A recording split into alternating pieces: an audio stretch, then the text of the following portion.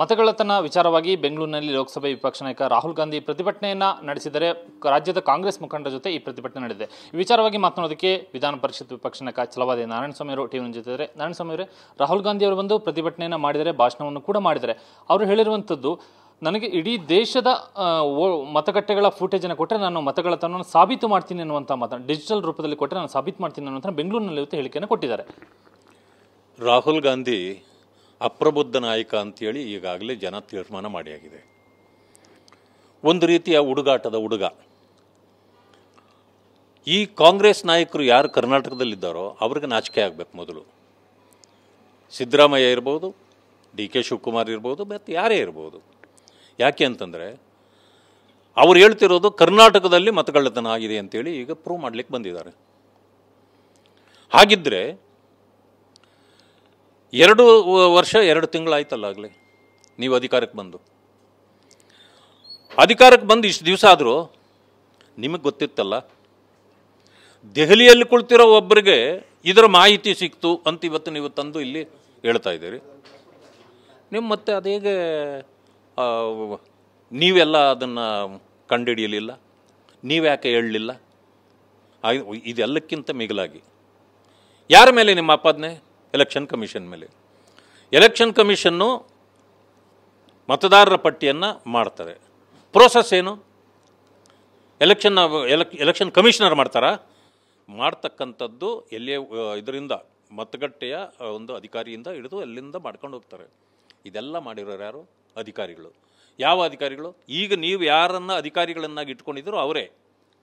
ಕೇಳಿ ಅವರನ್ನು. ಈಗ ನೀವು ಶಿಕ್ಷೆ ಕೊಡಬೇಕಾದ್ರೆ ಆ ಅಧಿಕಾರಿಗಳಿಗೆ ಕೊಡಬೇಕು. ಯಾರು ಕೊಡ್ತೀರಿ? ನೀವೇ ಇಟ್ಕೊಂಡಿರ್ತಕ್ಕಂಥ ಡಿ ಸಿಗಳು, ಎ ಸಿಗಳು, ಇದೇ ಆಫೀಸರ್ಗಳೇ ಅವತ್ತು ಮಾಡಿರೋದು. ಹಾಗಿದ್ದರೆ ನಿಮಗೆ ಅವರು ಮೋಸ ಮಾಡಿದ್ರ? ಮತಗಳ್ಳತನ ಆಗಿದೆ ಅನ್ನೋದಾದರೆ ನೀವು ಸರ್ಕಾರ ಇಲ್ಲಿ ಮಾಡಲಿಕ್ಕೆ ಏನು ಅವಕಾಶ ಇತ್ತು? 136 ಸೀಟ್ ಬಂದೇ ಬರ್ತೀವಿ. 110 ಬಂದಿತ್ತು. ಪತ್ರಕರ್ತರು ಕೇಳ್ತಿದ್ರು ಡಿ ಕೆ ಶಿವಕುಮಾರ್ ಅವ್ರನ್ನ, ಅಧ್ಯಕ್ಷರವರು. ನೋ ನೋ ನೋ ನೋ ನನಗೆ ಗೊತ್ತು 136 ಸೀಟ್ ಗೆಲ್ತೀವಿ ಅಂತ. 136 ನೀವು ಖಚಿತವಾಗಿ ಹೇಳಲಿಕ್ಕೆ ನಿಮಗೇನು ಇದಿತ್ತು? ಅಂದರೆ ಮೋಸ ನೀವು ಮಾಡಿದ್ರಾ? ಮತಗಳ್ಳತನ ನೀವು ಮಾಡಿದ್ರಾ? ಇಷ್ಟೇ ಗೆಲ್ತೀವಿ ಅಂತೇಳಿ ಮೊದಲೇ ಪ್ಲ್ಯಾನ್ ಮಾಡಿದ್ರಾ? ಇದನ್ನು ಉತ್ತರನೂ ಕೊಡಬೇಕಲ್ಲ ನೀವು. ಆದ್ದರಿಂದ ಇದು ಕಾಂಗ್ರೆಸ್ ಸಾಯೋದಕ್ಕೆ ಮುಂಚೆ ಇನ್ನೂ ಬದುಕಿದ್ದೀವಿ ಅಂತ ತೋರಿಸಲಿಕ್ಕೆ ಒಂದು ನಾಟಕ ನಡೆದಿದೆ ಹೊರತು ಬೇರೆ ಏನೂ ಅಲ್ಲ.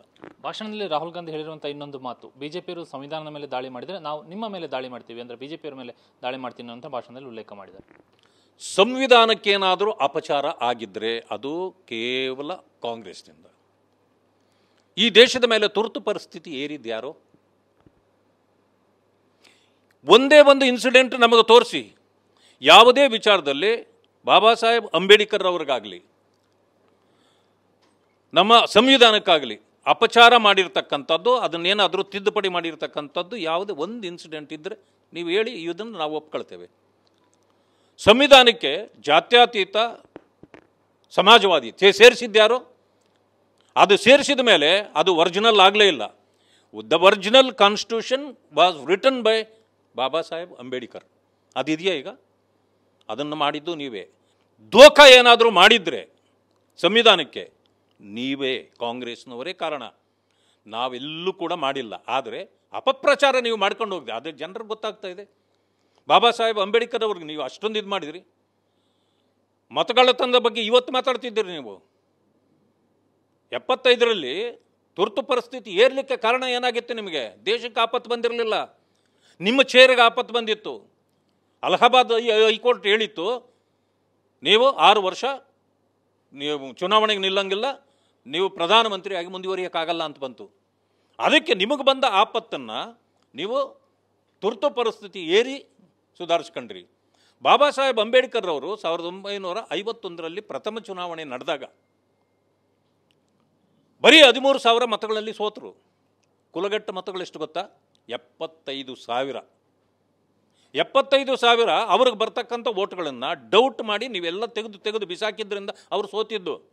ಆವತ್ತು ಅವರೇ ಹೇಳಿದ್ದಾರೆ, ಯಾರು ಸಂವಿಧಾನದ ಕರ್ತರು ಇದ್ದಾರೆ ಅವರು ಅವತ್ತು ಹೇಳಿದ್ದಾರೆ, ಇದು ಕಾಂಗ್ರೆಸ್ಸು ಕಳ್ಳ ಕಾಂಗ್ರೆಸ್ ಅಂತ. ಈಗಲೂ ಏನಾದರೂ ಬೂತ್ ಕ್ಯಾಪ್ಚರಿಂಗ್ ಆಗ್ತಿದ್ರೆ ದೇಶದಲ್ಲಿ, ನೀವು ಅದು ನಿಮ್ಮ ಕಾಲದಲ್ಲಿ ನಡೆದಿರೋದು. EVM ಬಂದ ಮೇಲೆ ಒಂದೇ ಒಂದು ಬೂತ್ ಕ್ಯಾಪ್ಚರ್ ಪ್ರಶ್ನೆ ಬಂದಿಲ್ಲ. ಮೊದಲು ಏನು ಮಾಡ್ತಿದ್ರಿ, ನೀವೇ ಹೋಗಿ ಎತ್ತಿ ಒತ್ತಿ ಒತ್ತಿ ಒತ್ತಿ ಆಗ್ತಿದ್ರಿ ಅಂತೇಳಿ ನಾನು ಹೇಳೋದಿಲ್ಲ. ಡಾಕ್ಟರ್ ಪರಮೇಶ್ವರ್ ಅವರು ಹೇಳಿದ್ದಾರೆ, ಇಂದಿನ ಚುನಾವಣೆಗಳು ಆಗಿ ನಡೀತಿದ್ದು ಅಂತ ಅವರೇ ಹೇಳಿದ್ದಾರೆ. EVM ಬಂದ ಮೇಲೆ ನಾವು ಇವಾಗ ಒಂದು ಓಟೇ ಹಾಕೋಕ್ಕಾಗೋದು, ಬೇರೆ ಯಾರ್ದು ಹಾಕೋಕ್ಕಾಗಲ್ಲ, ಅವರೇ ಒಪ್ಕೊಂಡಿದ್ದಾರೆ. ನಿಮಗೆ ರಾಹುಲ್ ಗಾಂಧಿ ಅವರೇ, ಪರಮೇಶ್ವರ ನಿಮಗೆ ಉತ್ತರ ಕೊಟ್ಟಿದ್ದಾರೆ. ನಿಮಗೆ ಮಾನ ಮರ್ಯಾದೆ ಇದ್ದರೆ ಇಲ್ಲಿಂದ ಹೊರಟೋಗಿ. ನೀವು ನಿಮ್ಮ ಅಸ್ತಿತ್ವನ ಪ್ರದರ್ಶನ ಮಾಡಲಿಕ್ಕೆ ಬಂದಿದ್ದೀರೇ ಹೊರತು ಇಲ್ಲಿ ಯಾವ ಕಳ್ಳತನ ನಡೆದಿಲ್ಲ ಅಂತ ಹೇಳಲಿಕ್ಕೆ ನಾನು ಬಯಸ್ತೇನೆ.